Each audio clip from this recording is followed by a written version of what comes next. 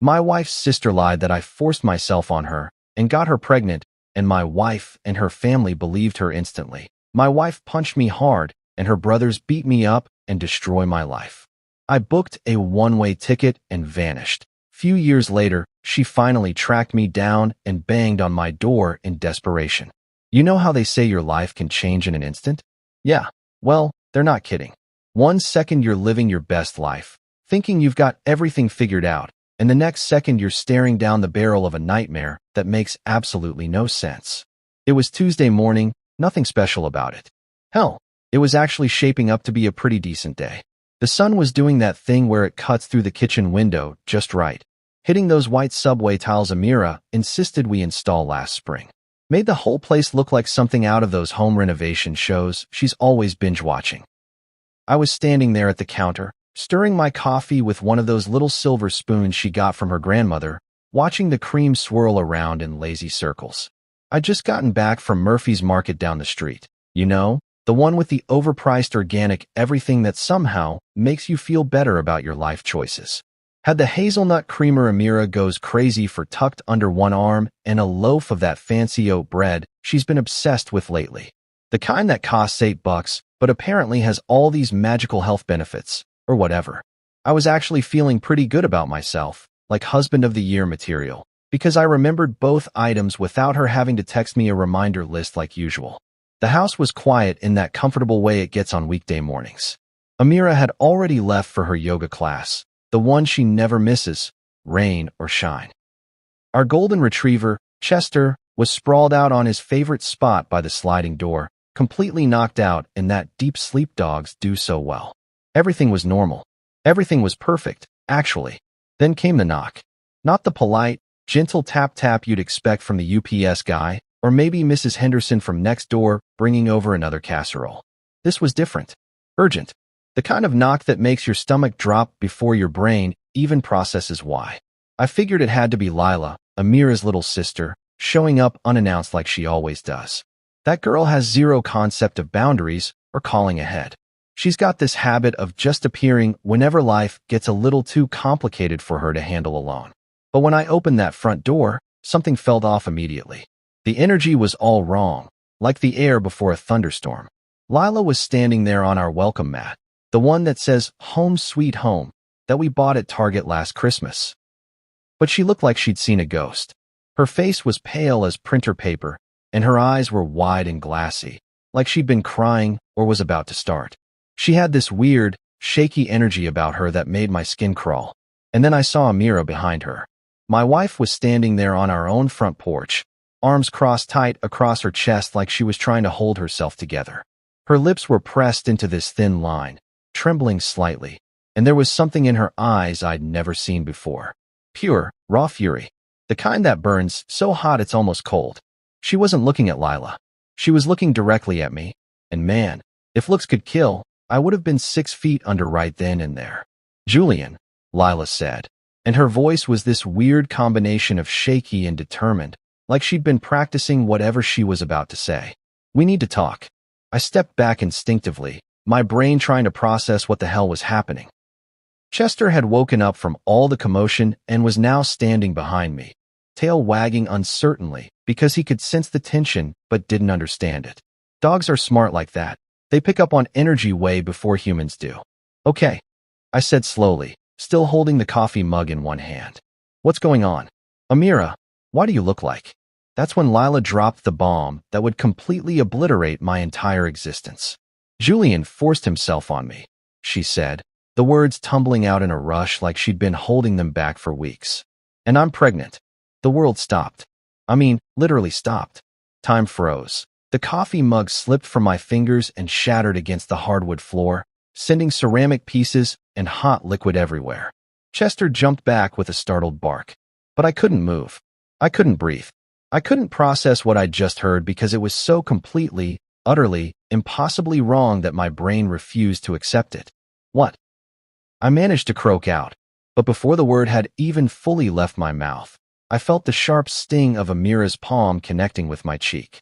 The slap echoed through the entryway like a gunshot, and my head snapped to the side from the force of it. No questions. No, is this true? No, let me hear your side. Nothing. Just immediate judgment and punishment based on the word of her sister.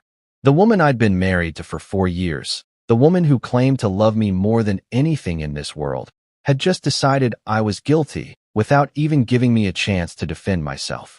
Amira, what the hell? I started, raising my hand to my burning cheek, but she was already backing away from me like I was some kind of monster. Don't, she said, her voice cold as ice. Don't you dare try to deny it. Don't you dare try to make excuses. But here's the thing that made everything 1,000 times worse. I heard heavy footsteps on the front walkway, and suddenly Dorian and Malek, Amira's 2 older brothers, came bursting through the still open door like they'd been waiting for their cue. These guys are both built like linebackers, all muscle and attitude, and they had this look in their eyes that told me everything I needed to know. This wasn't a surprise visit. This wasn't a coincidence. This whole thing had been planned. There he is, Dorian growled, cracking his knuckles. The piece of shit who hurt our sister. Wait, hold on, I said, raising both hands in front of me. This is insane. I never touched Lila. I would never. But Malek was already moving. He grabbed me by the shirt and shoved me backward so hard I stumbled and nearly fell. You calling our sister a liar? He snarled. I'm saying there's been a mistake. I tried to explain, but they weren't interested in listening. They were interested in revenge. What happened next was like something out of a nightmare. They dragged me out of my own house, right there in broad daylight, onto the front lawn where all the neighbors could see. Mrs. Henderson was watering her petunias and dropped her hose. The college kids across the street stopped their pickup basketball game to watch. And these 2 animals proceeded to beat the living hell out of me like I was some kind of criminal. Dorian's fist connected with my ribs so hard I thought he might have cracked something. Malek got me in the stomach, doubling me over, gasping for air. They took turns, methodical and brutal, like they'd done this before. And the whole time, I kept looking toward the house, toward Amira, waiting for her to stop them, to realize this was wrong, to remember who I was. But she just stood there in the doorway, arms still crossed, watching her brothers destroy the man she'd promised to love and protect. There was no doubt in her eyes, no hesitation, no moment where she questioned whether maybe, just maybe, there had been some kind of mistake. She'd already decided I was guilty, and she was going to let me pay the price. When they were finally done with me, I was lying on my own front lawn, tasting blood, feeling like every bone in my body had been rearranged. Dorian leaned down close to my ear and whispered, "If you ever come near our family again, we'll kill you." Then they walked away, all 3 of them, leaving me there broken and bleeding while the neighbors whispered and pointed. Chester was the only one who came to check on me, whimpering and licking my face like he was trying to understand why his humans had lost their minds. That was the moment everything shattered. Not just my ribs or my pride, but my entire life, my marriage, my future, everything I thought I knew about the people I loved most in this world. You'd think after getting the beating of your life on your own front lawn, you'd fight back somehow. You'd think you'd be screaming from the rooftops about your innocence, calling lawyers, demanding proof, making a scene. But here's the thing nobody tells you about being falsely accused of something this horrible. Sometimes the shock is so complete, so overwhelming, that you just shut down entirely. I didn't defend myself. Not that day when I was lying there tasting my own blood on the grass. Not the next day when I could barely move without wincing. Not even when I realized that everyone in my life had already made up their minds about who I was and what I'd done. I just went numb, like my brain had flipped some kind of emergency switch and decided the best way to survive this nightmare was to feel absolutely nothing at all. The first thing I did was pack a bag. Just one bag. It took me about 20 minutes because every movement felt like someone was stabbing me in the ribs with a hot poker, courtesy of Dorian's enthusiastic punching session. I grabbed some clothes, my laptop, my phone charger, and my wallet. That was it. Everything else, all the stuff that made up the life of Julian Rhodes, I left behind like it belonged to someone else. Walking through that house was surreal as hell. There were our wedding photos on the mantle, both of us grinning like idiots on the beach in Cabo. There was the stupid throw pillow Amira bought that said, "Home is where the heart is," in fancy script. There was Chester's leash hanging by the door, and his food bowl still sitting on the kitchen mat. There was my wedding ring on the bathroom sink, where I'd left it after washing my hands that morning. back when I was still a husband instead of a monster. I didn't take any of it. What was the point? That life was over. Julian Rhodes, the guy who remembered to buy hazelnut creamer and worried about whether the lawn needed mowing, was apparently a rapist now. And you can't pack up a life built on lies, can you? The Riverside Inn is this rundown motel on the outskirts of town that mostly caters to truckers and people who've made some seriously questionable life choices. It smells like cigarettes and industrial-strength air freshener, and the carpet has stains that probably have their own zip codes. But it was cheap, it was anonymous, and most importantly, it was nowhere near the house where my wife had watched her brothers beat me half to death. I paid for a week up front in cash and spent the first 2 days just lying on the scratchy comforter, staring at the water stain on the ceiling that looked kind of like a sad face. My ribs hurt so bad I could barely breathe properly, and every time I shifted positions, I'd see stars. But the physical pain was nothing compared to the mental stuff. My brain kept replaying that moment over and over. Lila's words, Amira's slap, the look in her eyes when she decided I was guilty. By day 2, things got worse. My phone started buzzing with a call from my boss, David Martinez, the guy who'd hired me straight out of college and had been nothing but supportive for the past 6 years. I let it go to voicemail, but I knew what it was going to say before I even listened to it. Julian, hey, it's David. Look, I need you to stay home for a few days while we sort some things out. There are some allegations that have come to our attention, and HR needs to conduct an investigation. Don't come in until you hear from us, okay? I'm sorry, man. I really hope this gets cleared up soon. Suspended pending investigation. Just like that. No questions about my side of the story. No presumption of innocence. No. Hey, this seems completely out of character for you. What's really going on here? Just immediate damage control because having an accused rapist on the payroll is bad for business. But the real kick in the teeth came when I finally worked up the courage to check social media. Lila hadn't posted anything specific. She was too smart for that. Probably had a lawyer tell her to keep her mouth shut about details. But she'd shared some generic post about finding the strength to speak your truth and supporting survivors, and anyone with half a brain who knew our families could connect the dots. The comments section was a dumpster fire. People I hadn't talked to since high school were calling me a predator. Former co-workers were expressing their shock and disgust. Some random woman I'd never met in my life posted a 3-paragraph rant about how men like me were the reason women couldn't feel safe anywhere. My phone was blowing up with calls from numbers I didn't recognize, probably reporters or just random people who'd gotten hold of my contact info somehow. The voicemails were brutal. Some were from journalists wanting my side of the story. Others were from complete strangers calling me every name in the book. One woman left a 5-minute message detailing exactly what she thought should happen to me in prison. But you know what the worst part was? The silence from the people who mattered. My phone was full of missed calls from strangers wanting to destroy me, but not a single one from Amira. Not one text asking if I was okay, or if maybe there'd been some kind of mistake, or even just telling me to stay away. Nothing. Radio silence from the woman who'd shared my bed for 4 years, who'd promised to stand by me through everything, who'd said she'd love me no matter what. That silence told me everything I needed to know about where I stood in her world now. I wasn't her husband anymore. I wasn't even human anymore. I was just a problem that needed to be erased, and she was doing her part by pretending I'd never existed at all. You know what's funny about rock bottom? It's not the dramatic crash you see in movies where everything explodes at once. It's more like slowly sinking into quicksand. Each day you're just a little deeper, a little more trapped, until you realize you can't even see the surface anymore. That's where I was sitting in that crappy motel room on day 3, staring at my laptop screen and Googling places to disappear like some kind of fugitive. I'd already blown through half my savings just existing for 72 hours. The motel was cheap, but it wasn't free, and my credit cards felt like ticking time bombs. Every swipe could potentially be tracked, could lead someone back to me, could give the media or the internet mob or whoever else wanted a piece of me a way to find where I was hiding. I needed to get gone, and I needed to do it fast. The Greyhound station downtown looked exactly like you'd expect.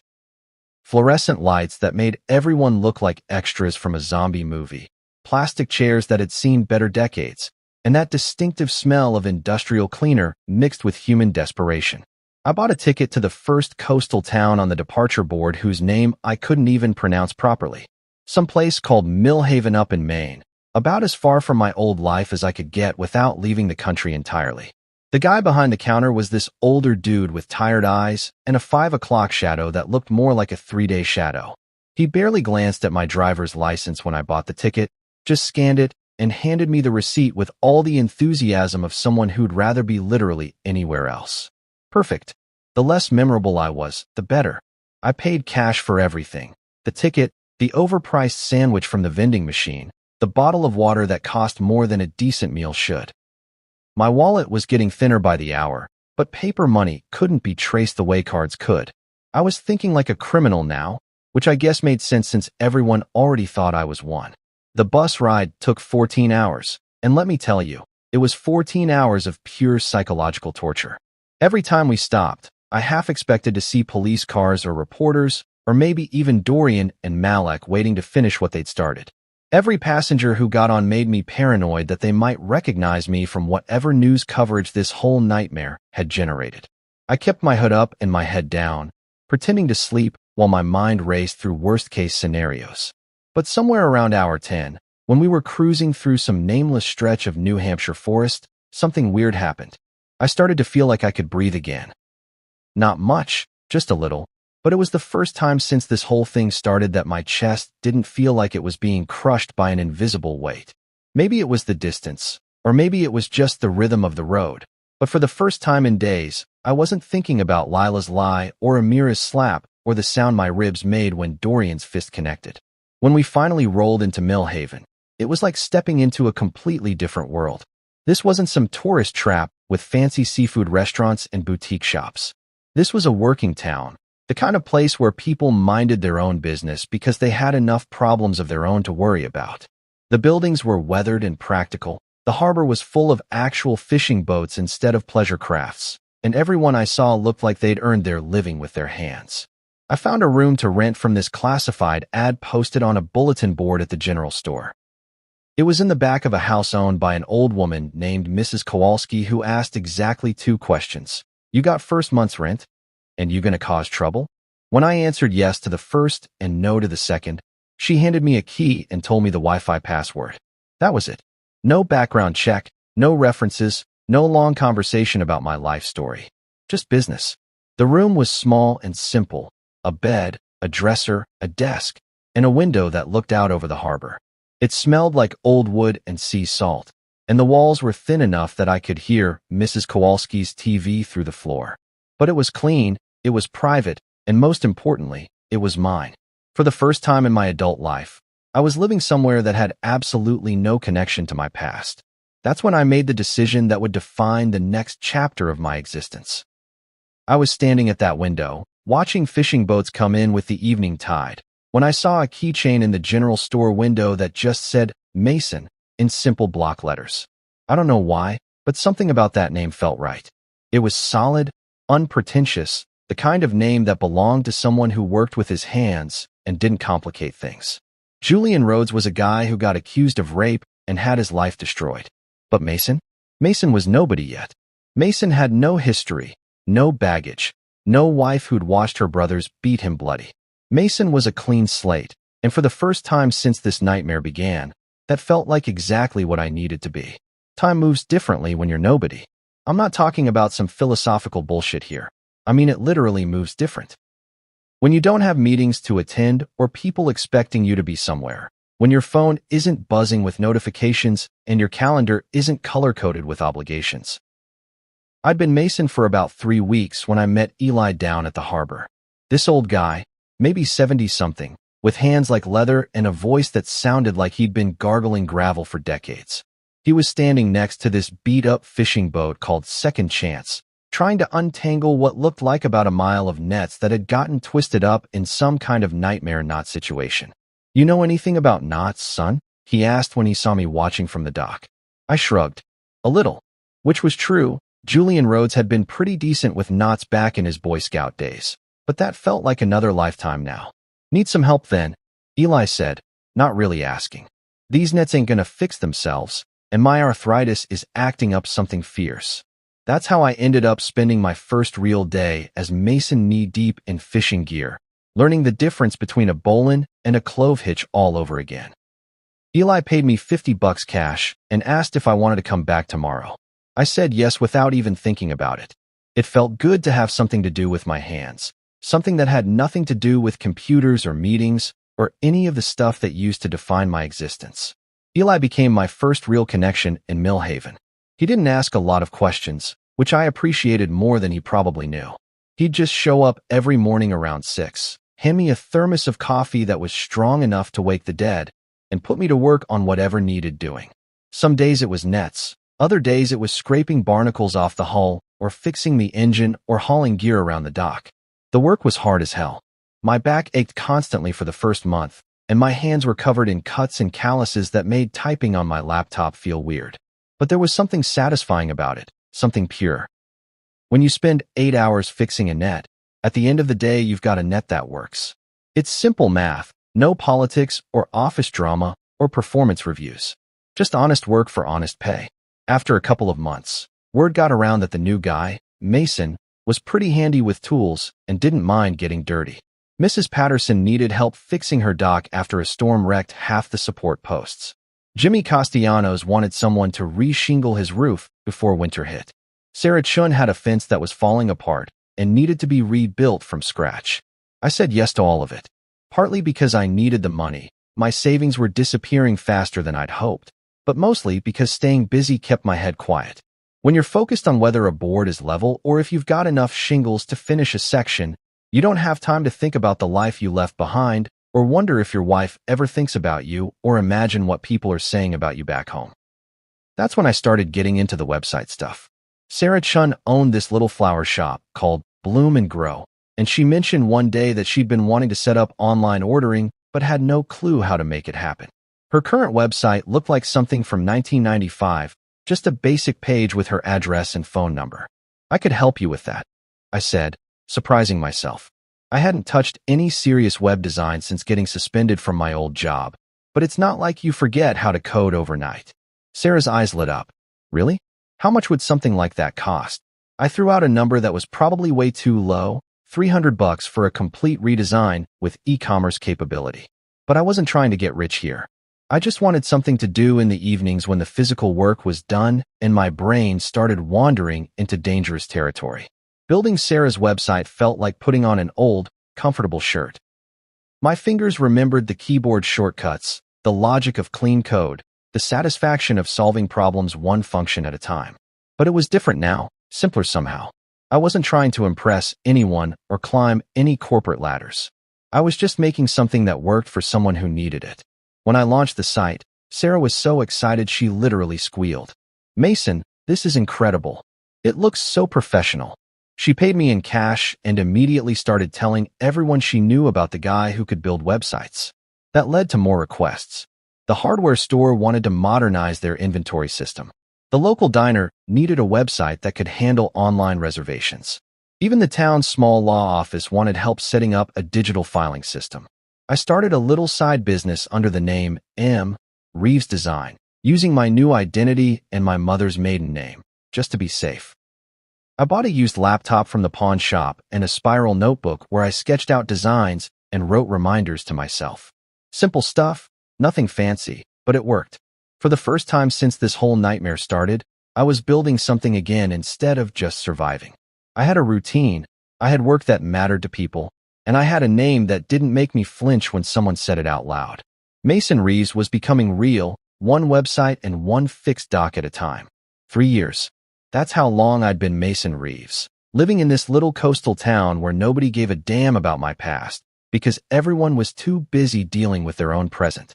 3 years of fixing boats and building websites, of Mrs. Kowalski's terrible coffee and Eli's stories about the old days. 3 years of peace, or at least something close enough to peace that I'd started sleeping through the night again. My life had fallen into this comfortable rhythm that I never thought I'd have again. Mornings started with physical work, helping Eli with whatever boat needed attention, or maybe fixing someone's deck, or replacing shingles that got torn off in the latest storm. Afternoons were for the tech stuff, sitting in my little room with my laptop, building websites for local businesses who were finally catching up to the digital age. Evenings I'd walk down to Murphy's Tavern, grab a beer and a burger, maybe catch a Red Sox game on the ancient TV above the bar. It wasn't the life I'd planned, but it was mine. Mason's life was simple and honest and predictable in all the best ways. No drama, no expectations, no landmines waiting to explode the moment I let my guard down. I'd even started dating a little. Nothing serious, just coffee with Linda, who worked at the library, or dinner with Rebecca from the hardware store. Nice women who knew me as the quiet guy who fixed things and didn't ask too many questions about where I came from. But the thing about running from your past is that eventually, it catches up with you anyway. It was a Tuesday night in October when everything changed again. The storm had been building all day. One of those nasty nor'easters that roll in off the Atlantic and try to rearrange the coastline. By 8 o'clock, the wind was howling like something out of a horror movie, and the rain was coming down so hard it sounded like machine gun fire against my window. I was working on a website for the new bakery that had opened up on Main Street, trying to figure out how to make their online ordering system integrate with their point-of-sale software, when I heard it. That sound that made my blood freeze in my veins because I'd heard it before, in another life, in another world. Knock, knock, knock. Not the gentle tap of Mrs. Kowalski checking to see if I needed anything. Not the confident bang of Eli coming to tell me we had emergency boat repairs to handle. This was desperate. Panicked. The kind of knock that said whoever was on the other side of that door was at the absolute end of their rope. I closed my laptop and sat perfectly still for a moment, hoping maybe I'd imagined it.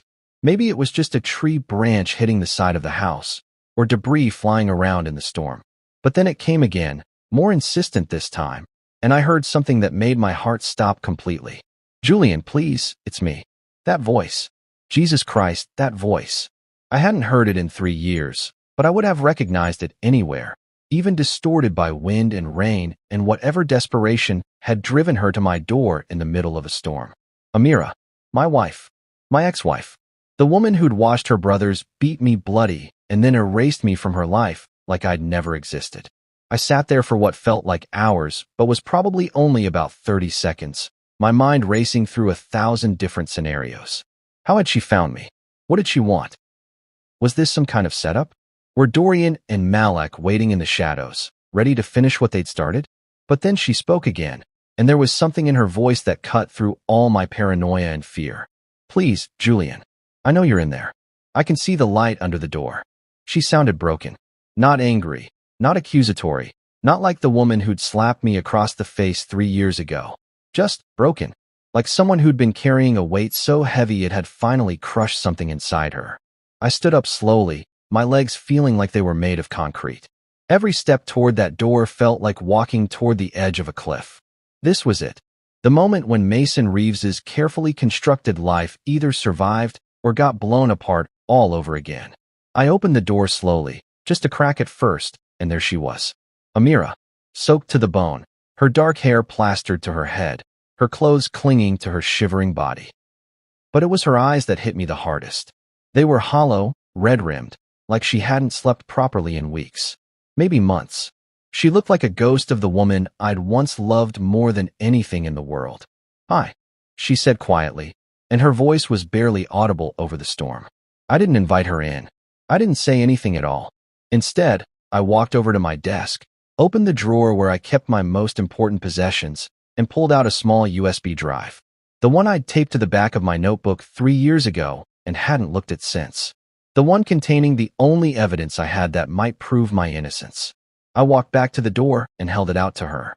"Play this," I said, my voice sounding strange and rusty from the shock of using my real name again.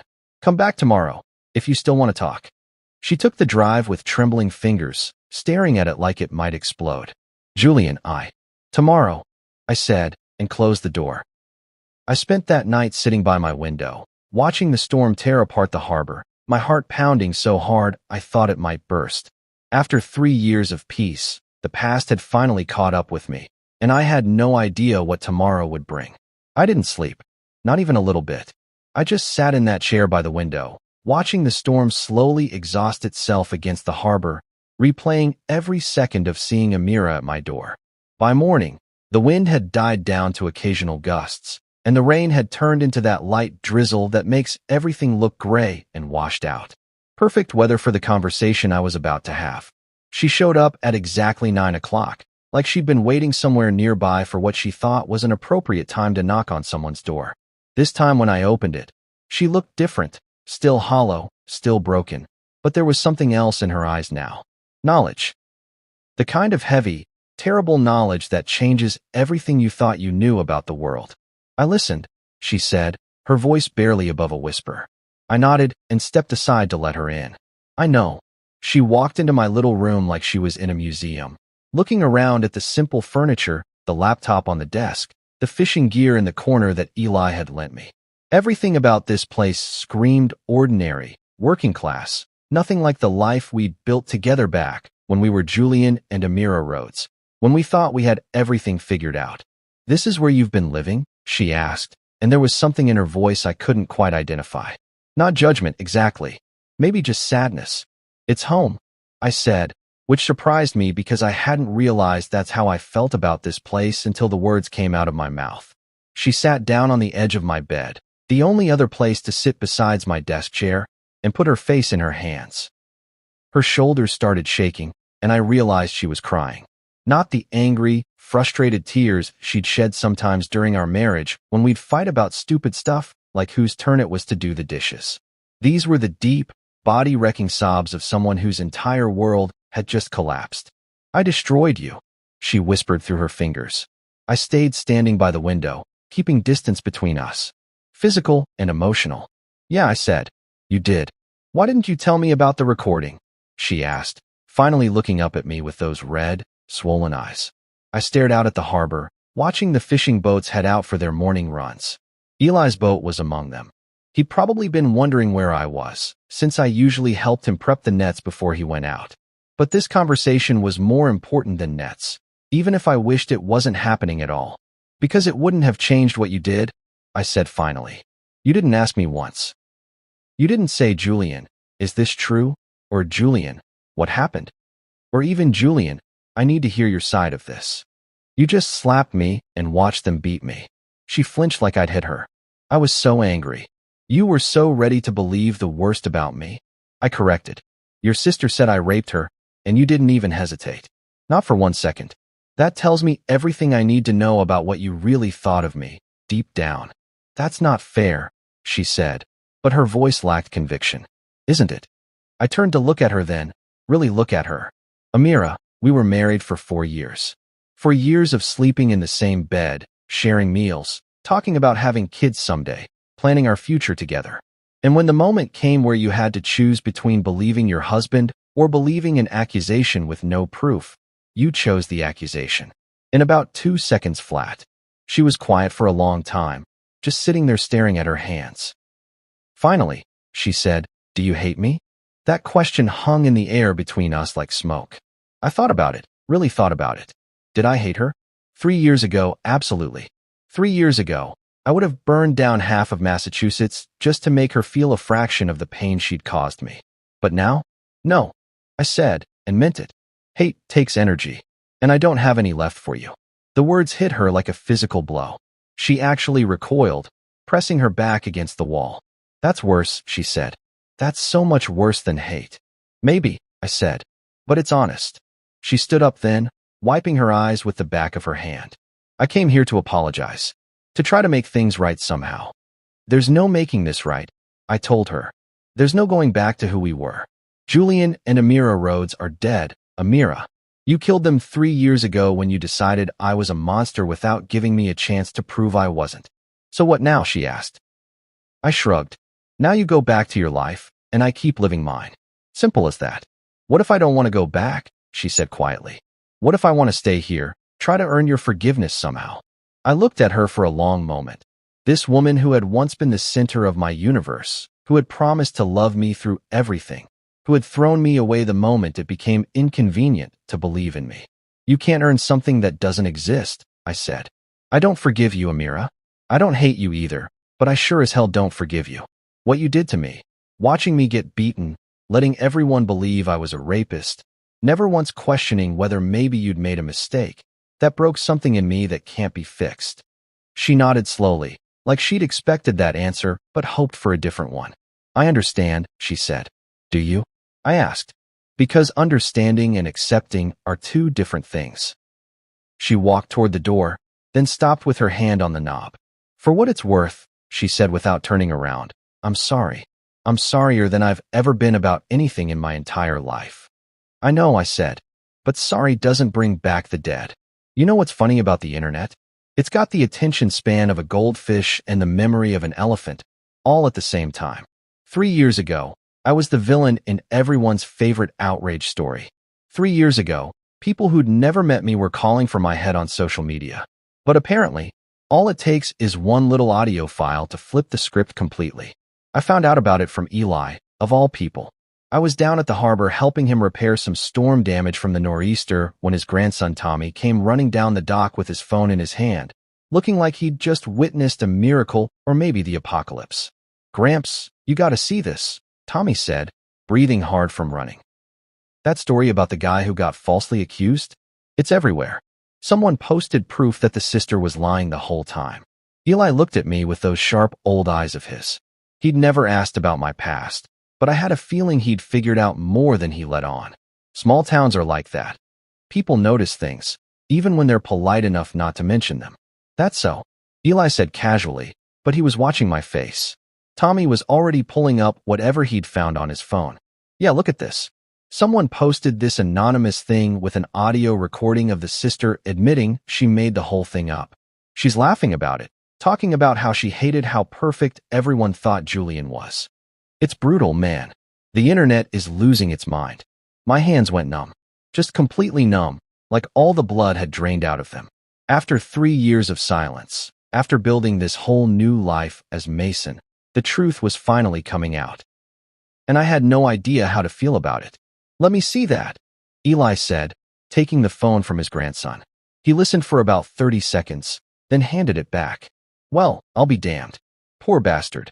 The crazy part is how fast it's spreading. Tommy continued, completely oblivious to the fact that he was talking about my life. It's already got like 500,000 views, and people are sharing it everywhere. The hashtag Justice for Julian is trending. Everyone's trying to figure out who he is and where he went. I excused myself and walked to the end of the dock, pretending to check on some equipment, but really just trying to process what I'd just heard. Someone had posted the recording. Not me. I'd given it to Amira, and she was the only other person who had access to it, which meant she'd decided to go public with the truth. Over the next few days, I watched from a distance as the story exploded across every social media platform you could name. The anonymous post was detailed and devastating, laying out the whole timeline. Lila's false accusation, my beating, the suspension from work, the way I'd disappeared from my old life. Someone had done their homework, because they'd even included screenshots of some of the original social media posts calling me a monster, showing just how quickly everyone had been willing to destroy me based on nothing but an. The audio recording was the smoking gun, though. Lila's voice, clear as day, laughing about how she'd made it up because she hated how perfect everyone thought Julian was. She talked about being jealous of my relationship with Amira, about wanting to see what would happen if she knocked him down a few pegs. It was sickening to listen to, but it was also vindication in its purest form. The internet's response was swift and merciless. Lila got doxxed within 48 hours. Her law firm fired her immediately after the recording went viral, citing conduct incompatible with our firm's values. The partners released a statement saying they were horrified to learn that one of their associates had engaged in such reprehensible behavior. Her social media accounts got flooded with thousands of comments calling her every name in the book, and she ended up deactivating everything and basically disappearing from public view. Malek lost his contractor's license after someone dug up security footage from a neighbor's camera showing him and Dorian beating me on my own front lawn. The video was grainy and the audio was terrible, but you could clearly see two grown men attacking someone who wasn't fighting back. The state licensing board called it conduct unbecoming of a licensed professional and revoked his credentials permanently.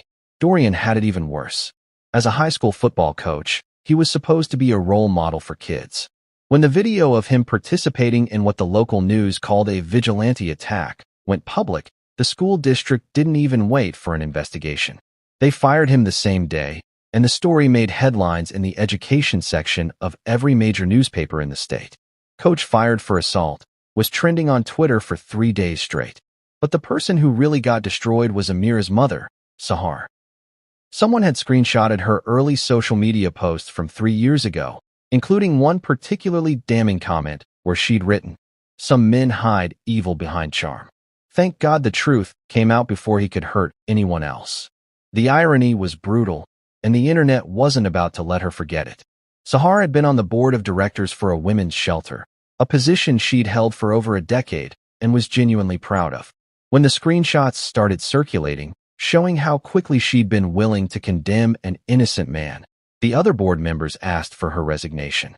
The shelter released a statement saying they could not maintain confidence in someone who had rushed to judgment without evidence. Through it all, I stayed quiet. I didn't post anything, didn't give any interviews, didn't try to capitalize on my newfound vindication. I just kept being Mason, fixing boats and building websites, watching from the sidelines as the world finally learned what I'd known all along. The truth was out there now, spreading faster than the original lie ever had. But you know what? It didn't feel like victory. It just felt like justice, cold and inevitable, and 3 years too late. The weird thing about living in a small town is that you can't really hide from anyone, even when you want to. After the story went viral and half the internet was playing detective trying to figure out where Julian Rhodes had disappeared to, I kept expecting reporters or internet sleuths to show up at my door. But somehow, Millhaven stayed off their radar. Maybe it was because I'd been using the name Mason for 3 years, or maybe it was just because this place was so far off the beaten path that even Google Maps seemed to forget it existed sometimes. What I didn't expect was for Amira to stick around. I first noticed her about 2 weeks after our conversation, when I was walking back from Eli's boat and saw a woman with dark hair coming out of the real estate office on Main Street. She was wearing jeans and a simple blue sweater, nothing fancy, but something about the way she carried herself made me look twice. That's when I realized it was her. She'd rented a studio apartment above Henderson's Bakery, right in the heart of downtown, where everyone could see her coming and going. It was the kind of place you'd choose if you wanted to blend in with the locals, not if you were trying to hide from the media circus that was still swirling around our story. At first, I thought maybe she was just staying a few days to get her head straight before going back to her real life. But days turned into weeks, and she was still there. I'd see her at Murphy's Market buying groceries, always paying cash, always keeping her head down, but not in a sneaky way. More like someone who was trying to be respectful of other people's space. The first time I saw her volunteering at the free clinic, I thought I was hallucinating. This was the same woman who used to complain about having to attend charity galas because they were so depressing, and now she was sorting medical supplies for people who couldn't afford to see a real doctor. She was wearing scrubs that were too big for her and had her hair pulled back in a ponytail, looking nothing like the polished, put-together Amira I'd been married to. "That's the new girl," Linda from the library told me when I mentioned seeing someone new at the clinic. We were having coffee at Murphy's Tavern, and Linda loved being the unofficial town gossip dispatcher. "Goes by Amy now. Real quiet. Keeps to herself mostly. But she's been helping out all over town. The clinic, the food bank. Even stayed late after that storm last week to help clean up debris from the elementary school playground." Amy. She'd reinvented herself too, just like I had. The difference was, she was doing it in full view of everyone, while I'd run away and hidden for 3 years.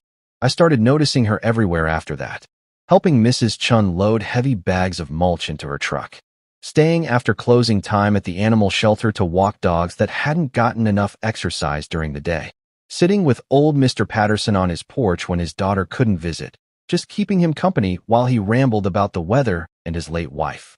She never looked entitled anymore. That's what struck me the most. The Amira I'd married had this way of moving through the world like she expected it to accommodate her, like she deserved good things just by virtue of existing. This woman, Amy, moved like someone who was grateful for every small kindness, who understood that respect had to be earned.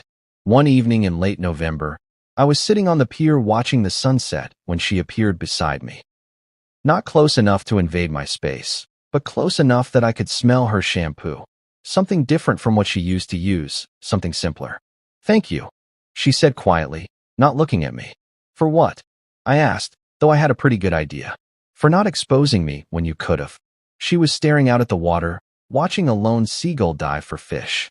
When the story went viral, you could have told everyone that I was the one who posted the recording. You could have made me part of the story, made sure I got dragged through the mud with everyone else. But you didn't. I shrugged. I didn't do it for you. I did it because dragging you down wouldn't have brought me up. She nodded slowly, like she'd expected that answer. Still, thank you. We sat there in silence for a while, watching the harbor lights start to flicker on as darkness settled over the water. It was weird, sitting next to someone who had once been the most important person in my world and feeling nothing. Not love, not hate, not even curiosity about what she was thinking. Just this neutral acknowledgement that we were two people who used to know each other. Are you happy here? She asked eventually. I thought about it. Happy seemed like too strong a word. I'm at peace, I said finally. Good, she said, and there was something in her voice that sounded like genuine relief. You deserve that. She stood up then, brushing invisible dust off her jeans. I won't bother you again, she said. I just wanted you to know that I understand now. What I took from you, what I destroyed. I can't fix it, but I understand it. I watched her walk away, her figure getting smaller and smaller until she disappeared around the corner onto Main Street. We didn't hug. We didn't make promises to stay in touch or pretend that we could ever be friends. We just acknowledged what we were now, two strangers who had once shared a life that no longer existed. And somehow, that felt right. Like we'd finally found the ending our story was supposed to have. Life has this funny way of moving forward whether you're ready for it or not. After that conversation on the pier with Amira, Amy, whatever she wanted to call herself now, I thought I might feel different somehow. Like having that final closure would change something fundamental about how I moved through the world. But the next morning, I woke up at the same time, made the same terrible instant coffee, and headed down to help Eli with the same nets that always seemed to need fixing. The only difference was that I stopped looking over my shoulder, waiting for the other shoe to drop. My business was growing faster than I'd ever expected it to. What had started as a side hustle building simple websites had turned into something real, something that mattered. Word travels fast in small communities, and apparently word had traveled all the way to Portland and even Boston that there was this guy in Millhaven who could solve your tech problems without charging you an arm and a leg or talking down to you like you were an idiot. I hired Jake Morrison first, this 22-year-old kid who dropped out of community college because he couldn't afford the tuition but knew more about coding than most people with computer science degrees. He showed up to the interview wearing a Metallica t-shirt and boots that had seen better days, but when I gave him a test project, he knocked it out of the park in half the time I would have taken. You sure you want to work for a small operation like this? I asked him. You could probably get hired at some big tech company, make 3 times what I can pay you. Jake laughed. Dude, have you seen what those places are like? All corporate politics and meetings about meetings. I'd rather work on stuff that actually matters to real people. 6 months later, I hired Sarah Kim, a recent graduate from UMaine who specialized in user experience design. She was the opposite of Jake in every way, organized where he was chaotic, methodical where he was instinctive, but somehow they worked together like they'd been coding as a team for years. We moved out of my little room above Mrs. Kowalski's place and into a real office space above the hardware store. Nothing fancy, just 3 desks, a couple of whiteboards, and a coffee maker that actually produced something drinkable. But it felt legitimate in a way that surprised me. Reeves Design wasn't just Mason's side project anymore. It was a real business with real employees and real responsibility. The day I bought the building was probably the proudest moment of my new life. It was this old brick structure right on Main Street that had been empty for 2 years because the previous owner couldn't find anyone willing to take on the renovations it needed. The roof leaked, the electrical system was from the Eisenhower administration, and the plumbing made sounds like a dying whale. But it had good bones and huge windows that looked out over the harbor. You sure about this, boss?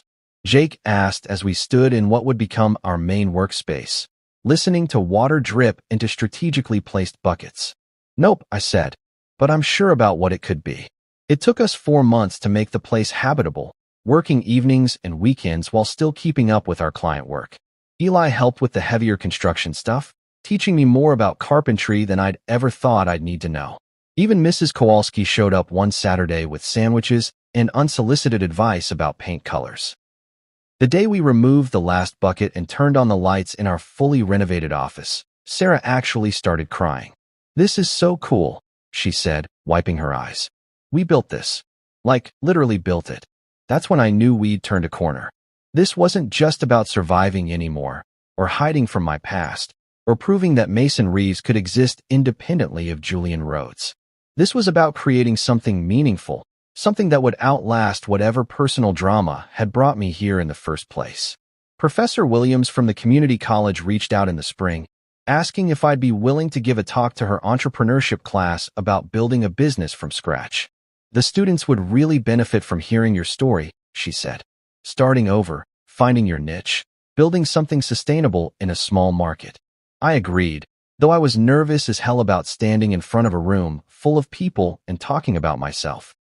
When the day came, I kept it simple, talked about the importance of solving real problems for real people, about how sometimes the best opportunities come from the places where you least expect to find them, about the value of honest work and treating your employees like human beings instead of resources. I never mentioned the lie that had driven me here. I didn't need to. The work spoke louder than any sob story ever could. After the talk, this kid who couldn't have been more than 19 came up to me with a sketchpad under his arm. "Are you the guy from that story that went viral?" he asked, and my stomach dropped. But then he showed me what he'd drawn while I was speaking. A simple sketch of a man standing firm against storm clouds, with the words "Truth doesn't flinch" written underneath in block letters. I smiled. That was the first time anyone had recognized me from the story, and instead of feeling exposed or vulnerable, I felt proud. Not of what had happened to me, but of what I'd done with it. Because this story, my story, wasn't about revenge or vindication or getting even with the people who'd wronged me. It was about survival and growth, and the kind of healing that happens when you stop waiting for other people to fix what they broke and start building something new instead. 5 years. That's how long it took for me to become comfortable being Julian Rhodes again. Not because anyone forced me to, not because the internet had vindicated me or because the truth had finally come out. I reclaimed my name because I'd finally become someone worthy of carrying it. It started small, the way most important changes do. Jake was working on a client proposal and asked what name he should put on the contract. For 3 years, everything had been under M. Reeves Design, but we'd outgrown that identity. We weren't just Mason's little side business anymore. We were a legitimate company with 8 employees, clients in 4 states, and a reputation for solving problems that other firms couldn't handle. "Use Julian Rhodes," I said, surprising myself with how natural it sounded. Jake looked up from his laptop. "You sure, boss? I thought you liked keeping things low-key." "I'm not hiding anymore," I said, and realized I meant it completely. The funny thing was, nobody cared. Our clients didn't give a damn what my name was as long as we delivered good work on time and under budget. The local business community had watched me build something real over the past 5 years, had seen me employ their kids and contribute to their town's economy. They knew me by my actions, not by whatever drama had brought me here in the first place. That summer, I got a call from David Martinez, my old boss, the one who'd suspended me, pending investigation, all those years ago. I almost didn't answer when I saw his name on my phone, but curiosity got the better of me. "Julian," he said, and his voice sounded older, more tired than I remembered. "I've been trying to track you down for months. I owe you an apology." "You don't owe me anything," I said, which was true. David had been protecting his company, doing what he thought was right with the information he had. I couldn't fault him for that. "The hell I don't," he said. "I threw you under the bus without even giving you a chance to defend yourself." When that recording came out, when we all learned what really happened, Christ, Julian, I felt sick for weeks. He offered me my old job back, with a promotion and a substantial raise. "We could really use someone with your skills," he said. "And honestly, the company's never been the same since you left." I thanked him and told him I'd think about it, but we both knew I wasn't going back. Julian Rhodes wasn't the same guy who'd left that office 5 years ago. He'd been broken and rebuilt from the ground up, and the life he'd constructed in Millhaven wasn't something he was willing to abandon for the promise of returning to what used to be. The moment I knew I'd truly healed came on a Tuesday afternoon in October. I was working late in the office, trying to debug some particularly stubborn code, when this teenager walked in. Couldn't have been more than 17, all gangly limbs and nervous energy, clutching a worn sketch pad against his chest like it was made of gold. "Excuse me," he said, voice cracking slightly. "Are you Julian Rhodes?" My first instinct was to tense up, to wonder what this kid wanted, whether he was going to ask uncomfortable questions about my past or treat me like some kind of curiosity. But when I looked at his face, I saw something unexpected: respect, maybe even admiration. "Yeah," I said. "That's me." He opened his sketch pad and showed me what he'd been working on, a detailed drawing of a man standing on a rocky coastline, waves crashing around him, but his feet planted firmly on solid ground. At the bottom, in careful lettering, he'd written, "Truth doesn't flinch." "I'm Marcus," he said. "I've been following your story, man. Not the internet drama bullshit, but the real story. How you built something from nothing. How you didn't let them destroy you even when everyone believed the worst." He flipped through more pages, sketches of small towns, fishing boats, people working with their hands, building things that mattered. "I want to be an artist," he said. "But my parents think it's a waste of time, that I should study something practical. When I read about how you started over, how you found a way to make a living doing something you were good at, it gave me hope, you know." I looked at this kid, this young man who saw my story not as a tragedy or a cautionary tale, but as proof that it was possible to rebuild your life on your own terms. And I realized that's exactly what it had become. "You're talented," I told him, meaning it. "Don't let anyone convince you that following your passion is a waste of time. But also don't be afraid to learn practical skills along the way. You'd be surprised how often they complement each other." After he left, I sat in my office looking out at the harbor as the sun set behind the fishing boats. This view had become as familiar to me as breathing, but tonight it felt different. Tonight it felt like home in a way that had nothing to do with running away and everything to do with choosing to stay. My name is Julian Rhodes. I was accused, broken, erased from my own life by people who should have known better. But I didn't stay buried. I rebuilt myself under another name, in another place, and when I was ready, when I was strong enough, I took back what was mine.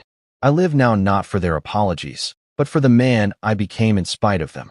And that man, he's someone I'm proud to be.